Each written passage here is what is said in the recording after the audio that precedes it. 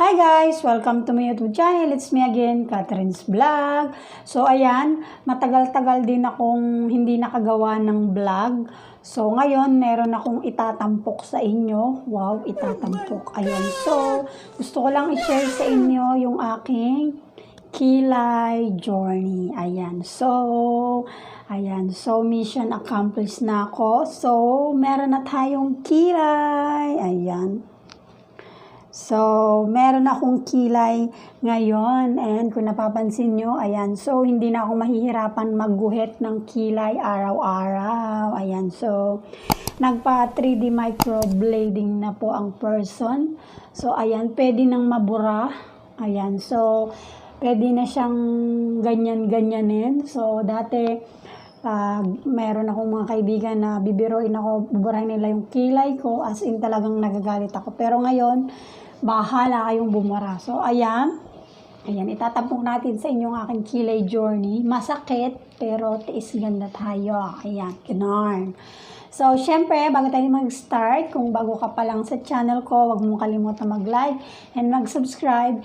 Hit mo na rin ang notification bell para every time na mag-upload ako ng bagong videos ay manonotify ka.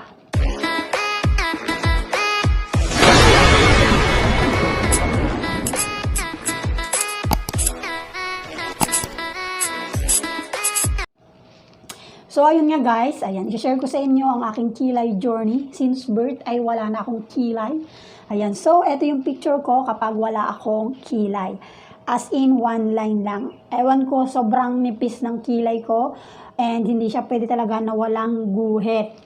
So, napakatagal na panahon akong nagguguhit and napagod na ang person. So, ayan, naglakas loob na akong magpa 3D microblading kahit na medyo masakit at umaangat ang aking puwet habang ako ay mina-microblade kasi takot nga ako sa karayom pero tiniis ko siya para sa aking kilay. Ayan. Naisip ko lang kasi medyo nakakapagod rin talagang magguhit araw-araw. Siyempre kaming mga babae. Ang tagal ko sa salamin. Ayan. So lalo na pag magde-day off ako, kung kailan magde-day off ako, hindi ko makuha yung guhit. Hindi talaga siya pantay. Ayan. So alam ni Sarah diyan kasi nagpapaturo ako sa kanya kung paano magkilay kasi maganda yung kilay niya. Ako, binayayaan lang ako ng ganda pero wala akong kilay. Charot lang. Ayan. So yun. Tinacharis ko lang kayo. So, ayun nga. So, nagpa-microblading na ako. And, mura lang siya dito sa Taiwan. And, ang daming nagpakita. So, ayun nga guys. Ito yung before ko. Ayan. Tingnan nyo naman. So, hindi masyadong kita. Tingnan nyo naman ang before ko ay wala talagang kakilay-kilay. Ayan. So, manipis talaga siya yung kilay ko. Hindi siya masyadong kita kasi lalagay ko na lang yung picture dito sa taas kasi hindi nga kita. So, ayan, diba maganda na tayo kasi meron na tayong kilay. Charot. So, ayan guys, ipapakita ko sa inyo. 2 hours akong ginawan or 2 hours ang ginugol na oras para sa microblading. So, doon sa first part na ima-microblade, hindi siya masakit. Tapos, doon sa second, masakit na siya. Tapos, doon sa panghuli, masakit na. Ayan. So, as in talagang nangima yung buong kamay ko habang binamicroblade ako, ganyan ako ng ganyan. Kasi naninigas yung kamay ko. Masakit talaga. Masakit siya pero kaya naman. Mas masakit lang siguro yung tattoo sa katawan. Ayan. So, hindi tattoo yung ginawa ko kasi ayoko ng tattoo kasi nga pag daw tumanda is nawawala yung kulay, nagiging green and bumababa siya. So, ito, ang itatagal nito is 2 to 3 years. Ayan. So, meron pa siyang second session pero parang hindi ko na siya ibabalik kasi okay na ako dito. Pwede ko na lang siyang guhitan ng konti. At least, makakaminos ako sa pambili ng pangkilay. Ayan. So, yon. And naglakas loob na talaga ako magpa-microblade. Ayan. So, at least ngayon, pwede na akong maligo. Ayan, charot lang. Ayan. So, kasi ang nabis talaga ng kilay ko, sobra. Ayan. So, alam nyo ba, hindi ko naman siya inaahit. Ayaw niya lang talaga tumubo. Ayaw tumubo yung buhok. Ayaw ko ba. Tapos, wala talaga siyang hubog. Kailangan huhubugan mo talaga siya. Kaya napakatagal ko talaga sa salamin. So, pag nasa salamin ako, hindi ako pwede umalis sa salamin na hindi pantay. Minsan, si Sarah sisi ko yung kilay mo, hindi pantay. So, ayan ngayon, hindi na ako mahihirapang magkilay. Ayan. Ang aking kilay microblade. So, medyo makatikati pa siya. Ayan. And, eto, papakita ko sa inyo yung video na, yan, mina-microblade nga ako. So, ang gumawa sa akin is Vietnamese. Ayan. O, ayan. O, diba? Ayan ang aking kilay. So, goodbye na eyeliner. Ayan. So, pero meron pa rin akong eyeliner. Hindi ko siya itatapon kasi, syempre, dinadagdagan ko siya ng konti para medyo umulay kasi medyo hindi naman siya manipis, sakto lang. Ayan, pwede na siyang ganyan-ganyanin, pwede na siyang burahin, hindi na nabubura. Dati, wag mong pakialaman ng kilay ko. Naku, mag-aaway talaga tayo. So, ayan, maganda siya gumawa. Ayan. So, ayan guys, Vietnamese yung gumawa sa akin. Ayan, so dito sa taas, dun sa aking hinihigaan, nandito yung mga picture, nakadikit dyan, yung mga nagagawa niya. So, nagbigay lang ako ng design and then yun yung ginaya niya. Ayan, so, pikit na pikit ang person. So, papakita ko sa inyo. Siyempre, tinanggal ko yung sound kasi medyo maingay, masakit, and ang daldal ko habang mina-microblade kasi inaaliw ko yung sarili ko para hindi ako masaktan. Ayan, so, this is it, nakaya ko siya, and yun, 2 to 3 years ang itatagal ng aking microblade, so, pwede na rin kasi matagal din siya, so, pag nag-fade lang ng konti, lagyan ko na lang siya, diba, matagal din yun, and naka-promo kasi itong Vietnamese na to, so, in-upload ko sa TikTok, yung video namin na microblade ako, and nag-viral siya. Tapos, yung Vietnamese, nagkaroon siya ng mga maraming customer kasi nga, yung video is in-upload ko, maraming gusto magpakilay, ayan, so nagkaroon siya ng maraming customer, ayan, so nirefer lang ako ng mga kaibigan ko doon, kasi nakamura ako, 2.5 NT lang siya, hindi kagaya dun sa una kong nagpa-schedule din ako, 3.5, so dito ako sa 2.5, nakasave pa ako ng 1,000, and may nag-sponsor sa aking kilay. Ayan, may nagbigay ng pangbayad sa aking kilay, and dinagdagan ko na lang siya, ayan, salamat ng marami. Para daw hindi na ako nagkikilay, ayan, binigyan niya ako ng pangbayad, ayan, sana all. May nag-sponsor, ayan, so, syempre thank you, ayan, so kasi, maganda na ako ngayon, gigising na ako. Dati, pag gumigising ako, alas 6 pa lang, bumabangon na ako, kasi, pagkahilamos ko, todo kilay, matagal magkilay. So, ngayon, tinatanghali na akong gumising, kasi, pag mulat ko, pag hilamos ko, okay na. O, diba? Medyo nakabawas sa oras, o, yun. So, ayan guys, ipapakita ko na sa inyo, yung paggawa sa akin. So, wala yung sound, inalis ko yung sound. Ito yung pinakamatagal. Ayan, nakasave kasi dito sa akin yung friend ko, yung taga-video. Ayan, so thank you sa inyo mga kapatid. Alam niyo naman sino kayo. So, ayan guys, abangan nyo ang aking kilay journey and goodbye-bye or bye-bye na tayo sa kilay everyday. Ayan, so yun. Thank you and ayan, so, abangan nyo yung aking video. Ayan, so syempre, don't forget to like, comment, and subscribe. See you sa aking video.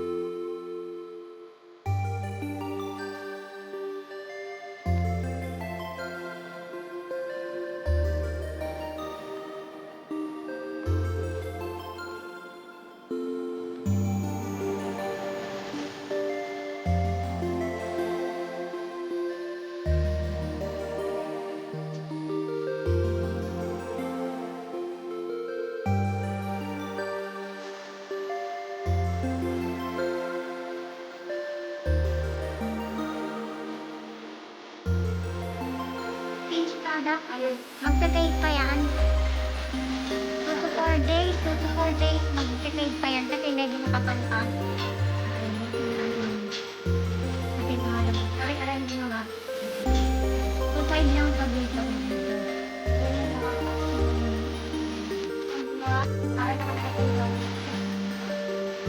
So, ayan, ito na ako.